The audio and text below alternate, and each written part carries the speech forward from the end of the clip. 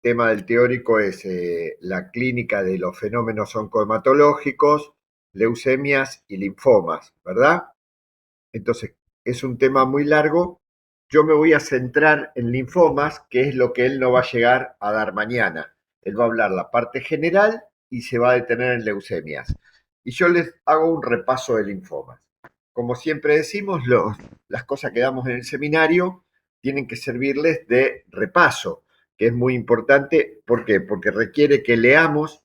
A ver, un segundito, ¿eh? Un segundo.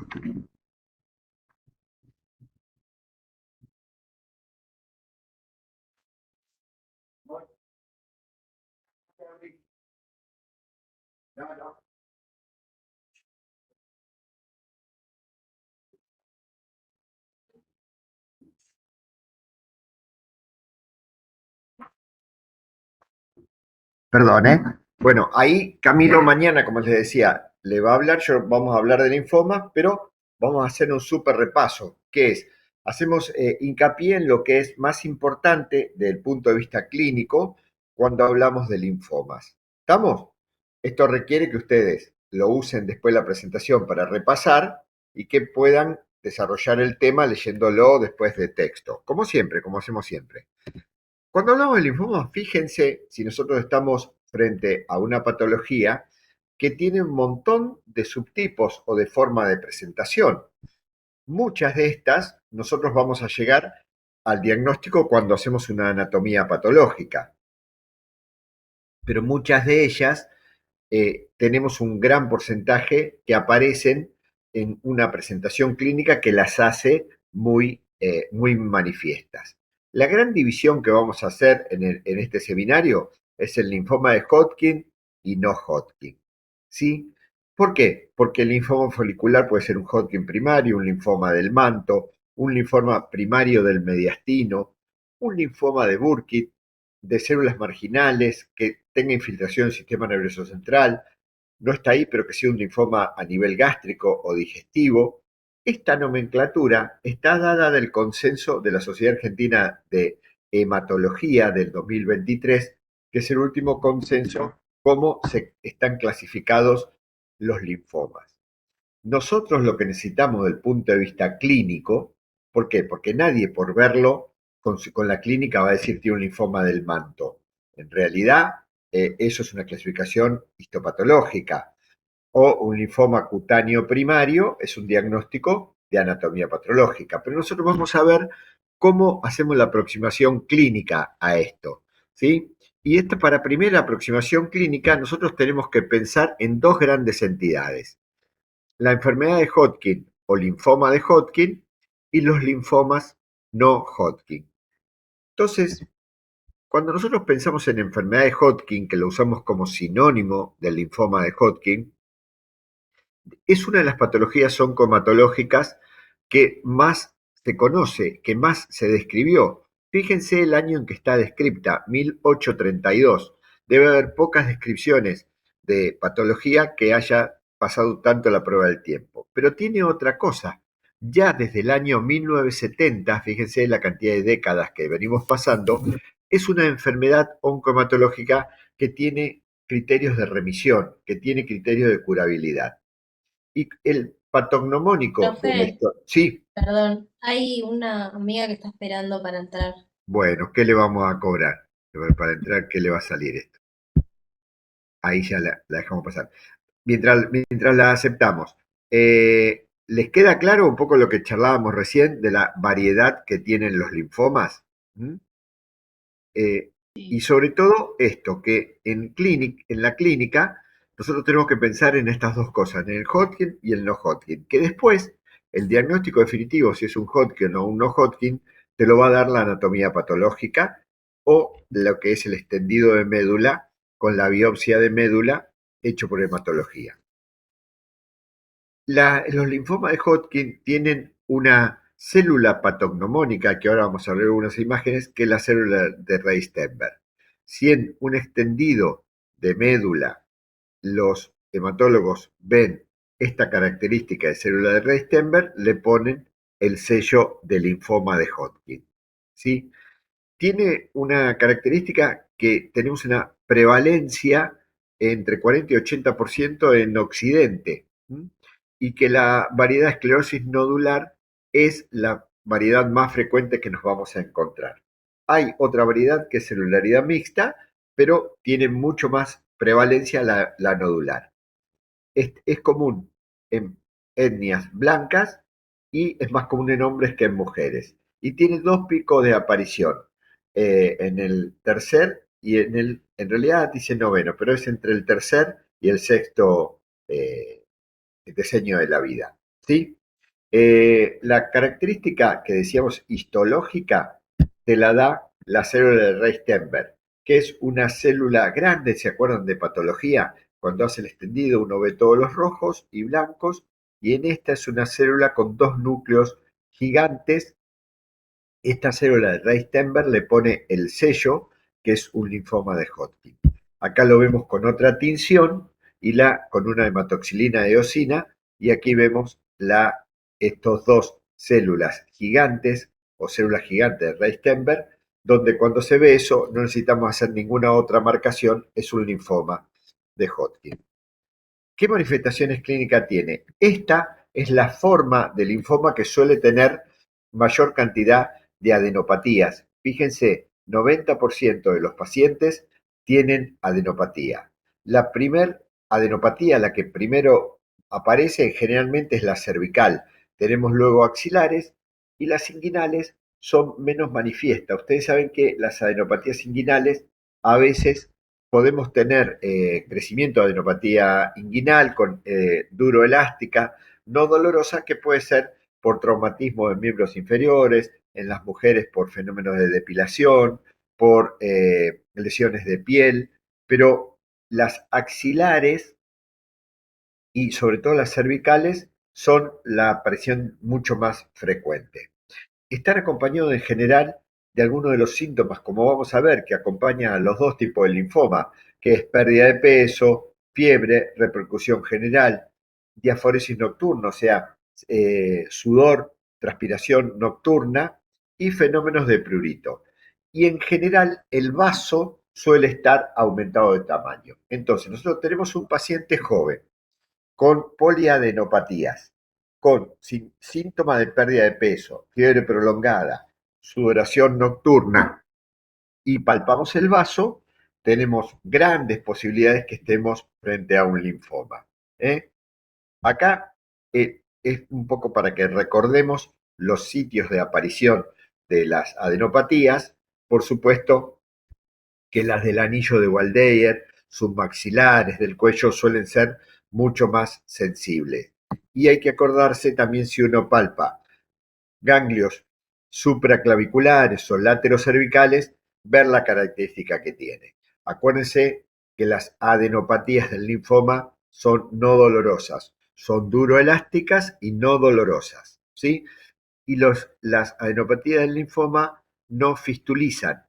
¿Por qué? Porque podemos encontrar una adenopatía en la región del cuello o en la región inguinal, pero que fistuliza con salida de calcium, y lo más probable es que eso sea un ganglio tuberculoso. ¿Sí? Las adenopatías de los linfomas no calcifican ni se fistulizan. Este es otro dato muy importante. Y entonces ya tenemos la presunción diagnóstica, ya tenemos muchos datos, tenemos que proceder a su estadificación para ver si estamos frente a un estadio avanzado o frente a un estadio mucho más precoz. La exploración física, con lo que nosotros decíamos, palpando hígado, palpando vaso, buscando adenopatías, mirando la lengua, mirando el color de la piel, mirando si tiene lesiones de piel. Luego, la comprobación de los síntomas B. Los síntomas B son los síntomas que charlamos recién. Y del dato de laboratorio vamos a ver un hemograma, vamos a ver una eritrosedimentación, vamos a ver cómo está el hepatograma, cómo está la función renal, vamos a ver cómo está el ácido úrico, vamos a ver cómo está la LDH, que es muy importante, vamos a ver una placa de tórax, ahora vamos a ver algunas imágenes, y luego vamos a necesitar una tomografía de tórax, abdomen y pelvis, que eso nos va a dar el dato, como dice el recuadro de abajo, el dato anatómico de extensión o de estadificación. Si se acuerdan de patología, que se habla de la clasificación y lo más importante si está a un solo lado del diafragma o si está a ambos lados del diafragma. Entonces, desde el punto de vista clínico, yo voy a buscar estas cosas. Si tiene ganglios, si no se los palpo, ver si tiene ganglios mediastinales, si tiene ganglios intraabdominales, y la tomografía es el modo de encontrarlo. Las ecografías no suelen ser un buen método para encontrar adenopatías retroperitoneales, la tomografía sí tiene una gran incidencia y prevalencia. ¿Qué alteraciones hematológicas podemos encontrar? Podemos encontrar leucocitosis con neutrofilia, podemos encontrar leucopenia, podemos encontrar anemia normocítica normocrómica o anemia que la encontremos relacionada con trastorno del hierro y lo va a ser microcítica hipocrómica. La eritro puede estar elevada y sobre todo cuanto más elevada es, quiere decir que estamos frente a una enfermedad más avanzada. Ustedes saben que la eritrosedimentación es muy sensible pero poco específica. Lo que nos marca no es lo mismo tener un eritro de 20 que tener un eritro de 100. ¿Sí? Las enfermedades autoinmunes tienen como seguimiento también eritrosedimentación y PCR como reactantes de inflamación. Acá vemos una placa de tórax de un linfoma, pero esto es un linfoma de Burkitt, donde tiene un predominio 100% de adenopatías a nivel mediastinal, ¿sí? Esto es mucho más extenso que un timoma. Los timomas, primero que si uno ve un paciente de más de 50 años, no va a pensar que tiene un timoma, va a pensar que tiene un linfoma o que tiene un tumor con invasión. Suelen presentarse con incluso síndrome de vena cava superior, por compromiso y por extensión. Eh, Suele tener a veces localización. Esta es la tomografía de esta placa de tórax. Como ven, está mucho más localizada la masa y es una masa ganglionar lo que estamos viendo. Pero es una masa ganglionar, fíjense, bastante alta, es paratraqueal. A ese lugar no hay muchos ganglios, hay mucho ganglio intertráqueo bronquial, pero no a nivel paratraqueal. Bueno, son localizaciones anormales de las adenopatías. La placa de tórax y la tomografía, repetimos, son de muy buena sensibilidad para detectar adenopatías y estadificar. Y acá es una clasificación que se usa para los dos tipos de linfoma, para los Hodgkin y para los no Hodgkin. La estadificación de Ann Arbor, que es un nódulo linfático en región ganglionar. ¿Sí? El estadio 2 son dos o más nódulos linfáticos, pero del mismo lado del diafragma, sean intratorácicos o intraabdominales. El tercer punto no se ve muy bien la diapo por el color, pero sería afección ganglionar de ambos lados del diafragma y el estadio 4 es afección de, además de las adenopatías, órganos extralinfáticos. Si vemos compromiso pulmonar, compromiso hepático e infiltración de médula ósea. O sea, la estadificación tiene un sentido eminentemente práctico y clínico. Cuando vamos creciendo el número del estadio, peor es el pronóstico. Acá la clasificación. Profe, Perdón. Sí, perdón, hay gente esperando. bueno, ahí está. ¿Vamos bien hasta ahora? Sí, profe. Sí. Bien, ahí está. Volvamos a nuestro linfoma. Decíamos que la clasificación anatomopatológica, no nos vamos a detener en esto, ustedes ya lo han visto, y en el fondo, como su nombre lo dice, uno va a unir la clasificación anatomopatológica y eso va a ser para elegir el esquema de tratamiento, como vamos a ver más adelante, pero uno tiene una llegada antes de tener una muestra de anatomía patológica, por lo menos de qué estadio estamos hablando y qué características tiene. Las complicaciones tardías referidas al tratamiento es que los pacientes que tienen una enfermedad de Hodgkin puedan tener una transformación a un linfoma no Hodgkin, tener la aparición de un segundo tumor, tener la aparición de otra neoplasia secundaria, ¿sí? Y tener una transformación leucémica del linfoma. Y un dato muy importante es que los pacientes HIV positivo, que tienen una gran carga viral, muchas veces debutan con formas como si fuera un linfoma. ¿Por qué? Porque la coexistencia entre HIV y linfoma es elevada. Esto marca un mal pronóstico tanto para el HIV como para el linfoma. La asociación linfoma y HIV debe ser pesquisada y debe ser buscada. Y cuando uno está estudiando un linfoma, tiene que solicitar dentro de las serologías una serología para HIV, porque muchos pacientes llegan al diagnóstico entrando por el lado hematológico. ¿Está bien? Vamos a pasar a los linfomas no Hodgkin. Los linfomas no Hodgkin son un trastorno bastante heterogéneo, ¿sí? ¿Y qué tienen en común? Que tienen una expansión monoclonal de linfocitos B o linfocitos T. Si se acuerdan de fisiología, la célula madre o la célula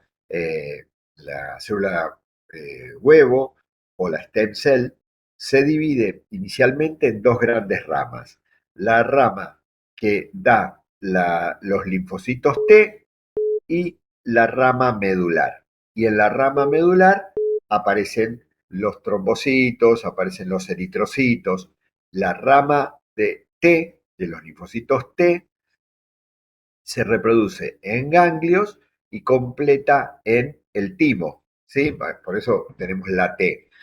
La producción tímica disminuye alrededor de los 13, 14 años, pero esta expansión monoclonal fuera de control es lo que generan los linfomas no Hodgkin. Son una alteración o una expansión monoclonal de la rama de linfocitos B o T, no de la rama medular, ¿sí? Tienen una relación etiológica bastante variada. Los virus de Epstein-Barr se cree que pueden gatillar, que tenga un linfoma de células T, el virus de la hepatitis C, las inmunodeficiencias, cualquier oncogénesis, el Helicobacter pylori relacionados con los tumores gástricos tipo MAL o los linfomas gástricos tipo MAL, o es muy importante el contacto con sustancias químicas en la agricultura. La otra vez en el seminario de anemia megaloblástica hablábamos de las aplasias medulares y hablábamos de la toxicidad de muchos agroquímicos a nivel de que con mucha difusión que a través de piel y fijación a través de piel, generando esta alteración que puede desencadenar en una transformación oncomatológica. Como siempre, no significa que todos los pacientes que tuvieron mononucleosis o que tienen un síndrome mononucleosiforme van a terminar en un linfoma.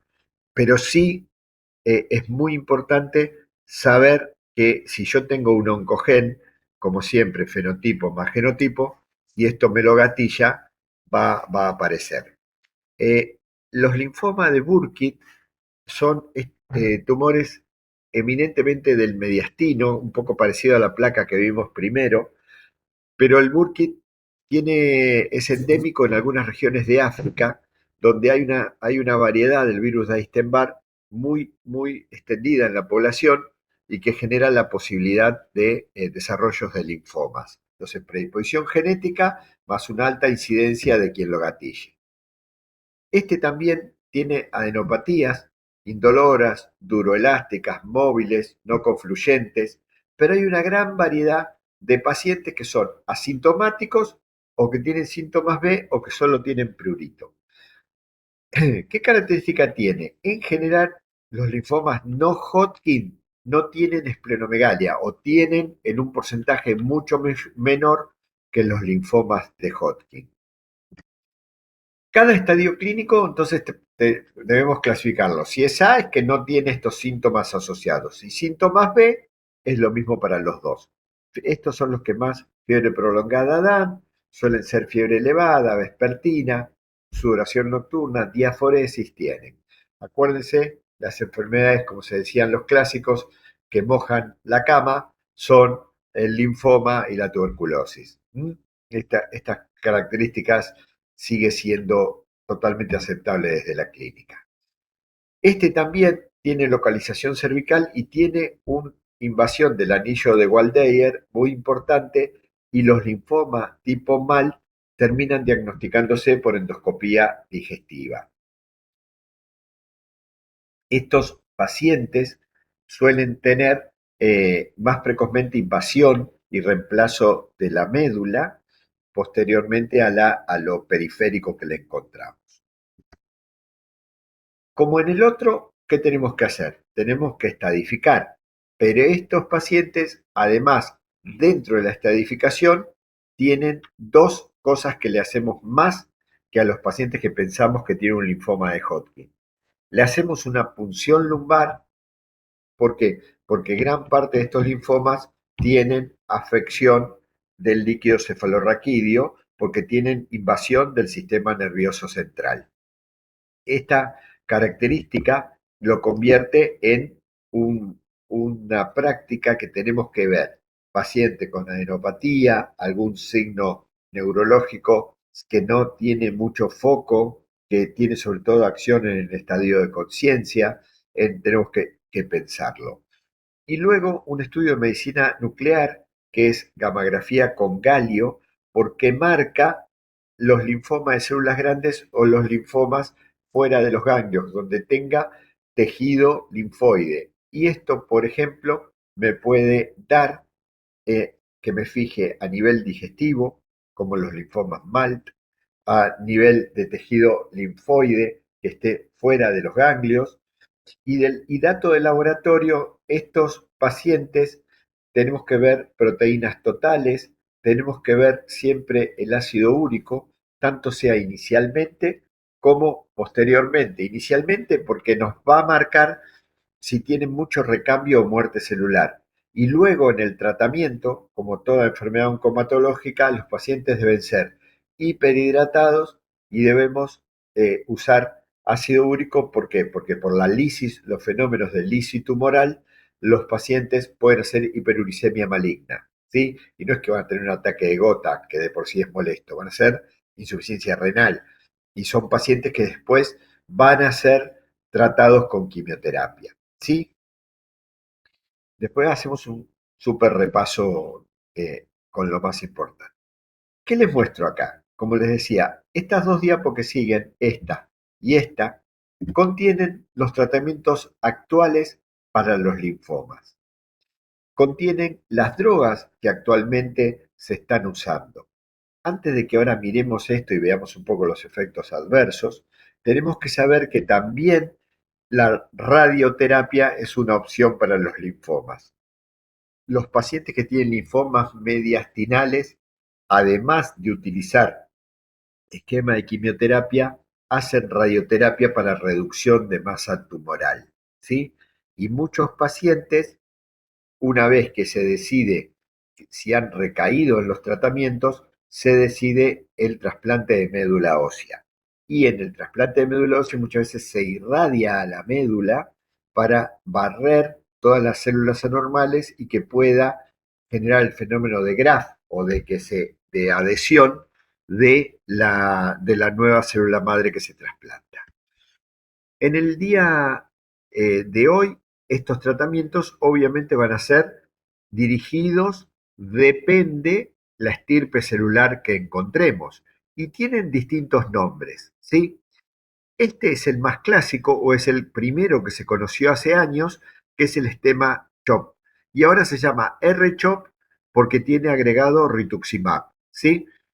El esquema clásico CHOP es ciclofosfamida, vincristina, doxorubicina y corticoides, y prednisona en ciclos cada 3 semanas, en ciclos cada 21 días, con 4 drogas endovenosas y una droga bioral que es la prednisona, ¿sí?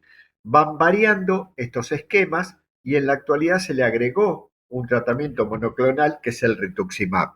Van a ver que el rituximab lo van a ver como tratamiento anticuerpo monoclonal para fenómenos autoinmunes, lo van a ver para otros estirpes celulares y en oncohematología tiene mucha opción. Luego pasamos a otro esquema que se llama R, tiene R porque también tiene rituximab, ¿sí? Y es ciclofosfamida, vincristina y prednisona. Es igual que el otro, pero con una quimioterapia menos. No tiene doxorubicina, ¿sí? El que sigue es bastante parecido al primero, R-mini-CHOP. Lo que varían son las dosis que tienen, ¿sí? Son modificaciones de las dosis del primero. Luego pasamos a otro, que es cuando tiene invasión del sistema nervioso central y invasión pulmonar, que tiene etopósido, que tiene gran afinidad, es un quimioterápico con gran afinidad por los neumocitos. Y cisplatino, que también es un quimioterápico conocido de mucho tiempo antes. Estos pacientes que usan estos esquemas tienen que ser, antes de comenzar el tratamiento quimioterápico, tenemos que ver bien la función renal. Casi todos estos quimioterápicos se aclaran por riñón o debe ajustar su dosis al clearance del paciente. Debemos ver el hepatograma porque tienen transformación hepática. Debemos ver también a nivel cardiológico, porque por ejemplo el etopósido, la doxorubicina, tienen acción en el miocardio, entonces muchas veces hacen cardiotoxicidad. Y estos esquemas que están acá son menos usados, ¿sí?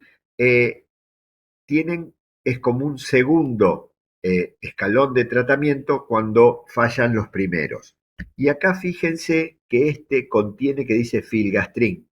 El filgastrin, si se acuerdan de fármaco, son estimulantes de colonia. Lo que hace es estimular, frente a pacientes que están muy leucopénicos o neutropénicos, el aumento de los glóbulos blancos para protegerlo de las infecciones.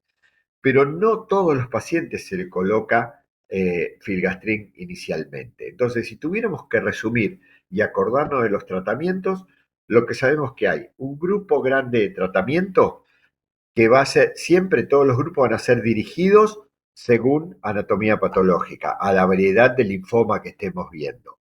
Pero tenemos combinaciones de quimioterápicos más anticuerpos monoclonales más corticoides, ¿sí? ¿Qué anticuerpo monoclonal? El rituximab es el que más acción tiene. Y los quimioterápicos son roxadusina, vincristina, ciclofosfamida. Entonces, como verán, son pacientes que desde el punto de vista de los fenómenos secundarios de las drogas están con un riesgo bastante alto, no solo de la neutropenia que tenemos que producirle al tratarlos, sino de la invasión o no que tenga la médula. Entonces, ¿pero qué pasa? ¿Por qué se los trata tan agresivamente? Como vimos en una de las primeras diapositivas, desde el año 70 que aparecieron los primeros quimioterápicos, que fue la ciclofosfamida y el esquema CHOP original, los pacientes cambiaron el pronóstico. Y cambiaron el pronóstico en forma contundente. No es lo mismo tratar precozmente un linfoma que no tratarlo. Tenemos grandes chances que el paciente tenga una remisión total, ¿sí? Y podemos tener una remisión con recaída posterior.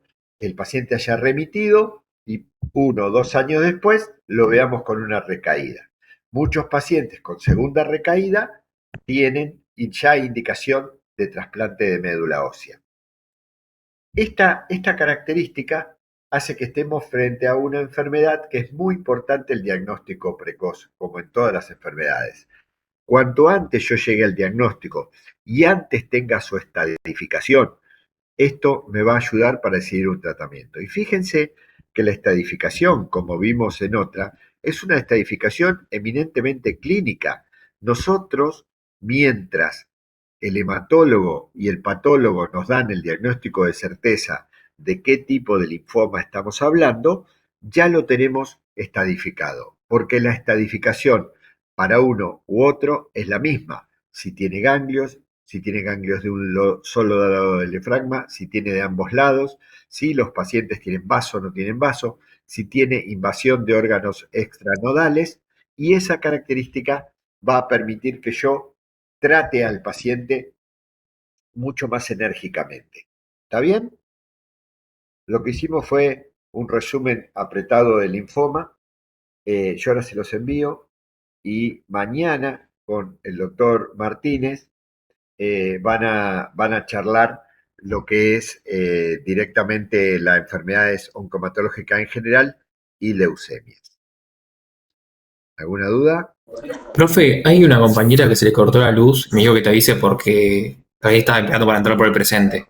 Dale, dale. Sí, ahí Gracias. justo los estoy aceptando, porque imaginé que les había pasado eso.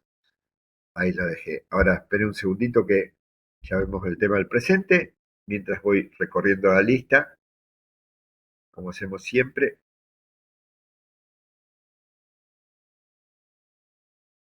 Esto tiene una ventaja que te lo pone en orden alfabético, los que ingresan. Entonces es más fácil cuando tomamos la captura de pantalla de que nos quede. Tengo una Sandra que no tengo el apellido. Tengo Sanabria Duarte, Sarmiento Luisina y tengo una alumna Sandra que no tengo el apellido, que es la única. Los demás están todos con nombre y apellido.